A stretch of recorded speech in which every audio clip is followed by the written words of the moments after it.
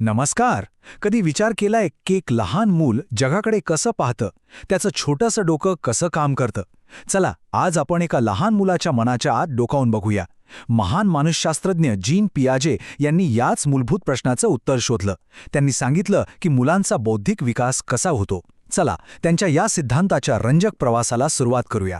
तर सगळ्यात पहिला आणि सगळ्यात महत्त्वाचा प्रश्न, एक लहान मूल नक्की विचार करतो तरी कसं? त्याचा जगाकडे पाहण्याचा दृष्टिकोन आपल्यापेक्षा किती वेगळा असतो? याच एका प्रश्नाभोवती पियाजेंचा संपूर्ण सिद्धांत फिरतो.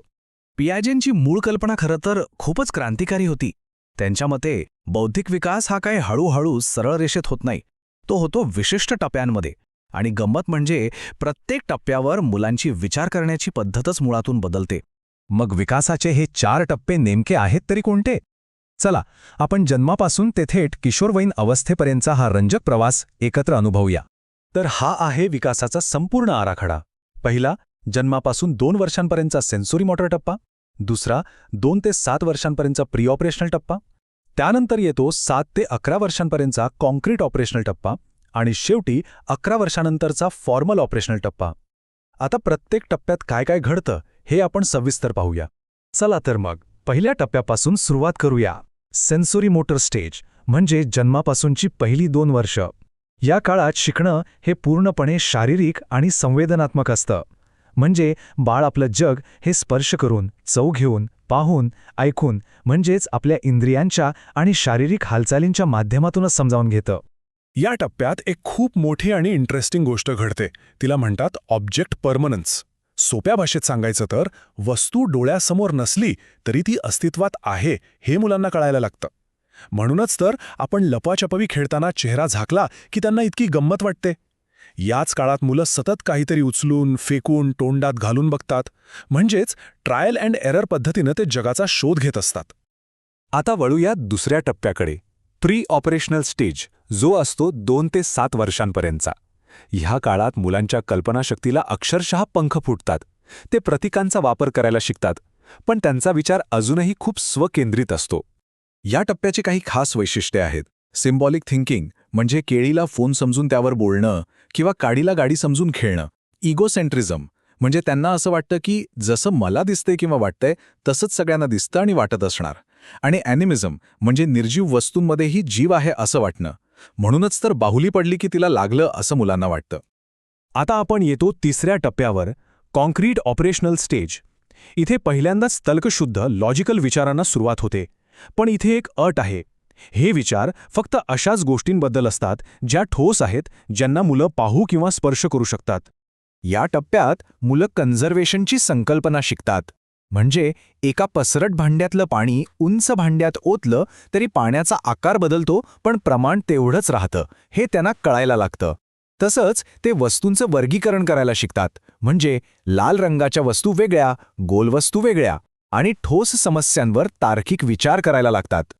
आणि आता आपण पोहोचलो आहोत शेवटच्या आणि सर्वात प्रगत टप्प्यावर, फॉर्मल ऑपरेशनल स्टेज, जो साधारणपणे 11 वर्षांनंतर सुरू होतो. या टप्प्यामध्ये विचार अमूर्त म्हणजे ॲब्स्ट्रॅक्ट होतो. आता व्यक्ती केवळ दिसणाऱ्या गोष्टींवरच नाही तर कल्पना आणि शक्यतांवरही तर्कशुद्ध विचार करू शकते.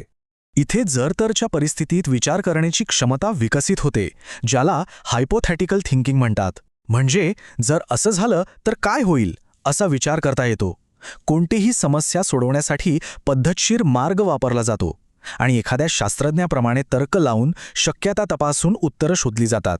बरं, आतापर्यंत आपण विकासाचे हे 4 टप्पे कोणते आहेत ते पाहिलं.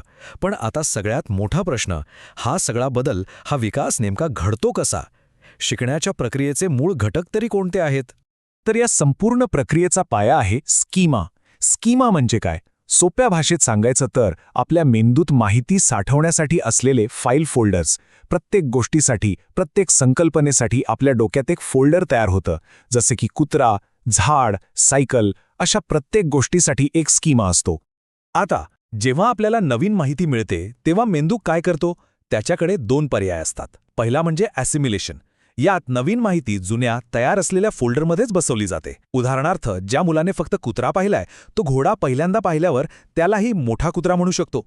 पण दुसरा मार्ग आहे अकोमोडेशन. जेव्हा मुलाला समजतं की हा कुत्रा नाही घोडा आहे, तेव्हा तो एकतर घोड्यासाठी एक नवीन फोल्डर तयार करतो किंवा कुत्र्याच्या फोल्डरची माहिती बदलतो. आणि मग इक्विलिब्रेशन काय आहे? ही ती शक्ती आहे जी शिकण्याच्या संपूर्ण प्रक्रियेला चालना देते. हे म्हणजे ॲसिमिलेशन आणि ॲकॉमोडेशन यांच्यातलं संतुलन. जेव्हा एखादी नवीन माहिती जुन्या फोल्डरमध्ये बसत नाही, तेव्हा मनात एक गोंधळ निर्माण होतो. हा गोंधळ दूर करून पुन्हा संतुलन साधण्यासाठी आपला मेंदू शिकायला लागतो. हा सगळा सिद्धांत फक्त पुस्तकात वाचण्यापुरता नाहीये. ह्याचं व्यावहारिक महत्त्व खूप जास्त आहे, विशेषतः शिक्षण क्षेत्रात. चला तर बघूया या सिद्धांताचा वर्गात आणि प्रत्यक्ष आयुष्यात कसा उपयोग होतो.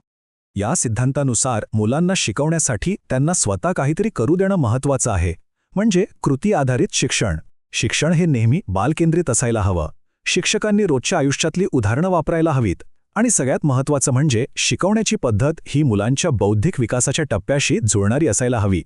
पियाजेंच्या संपूर्ण सिद्धांताचं सार या एका वाक्यात आहे. प्रत्येक बालक स्वतःच्या अनुभवातून शिकतं, त्यामुळे शिक्षण हे त्यांच्या विकासाच्या टप्प्यांनुसारच असायला हवं. हे आपल्याला सतत आठवण करून देतं की प्रत्येक मुलाची शिकण्याची पद्धत आणि त्याचा वेग हा वेगळा असतो. आणि जाता जाता एक विचार करायला लावणारा प्रश्न. आता ही सगळी माहिती ऐकल्यावर आपल्या आजूबाजूला असलेल्या लहान मुलांच्या विकासाचा टप्पा कोणता असेल याचा कधी विचार केला आहे का? यावर नक्कीच विचार करा.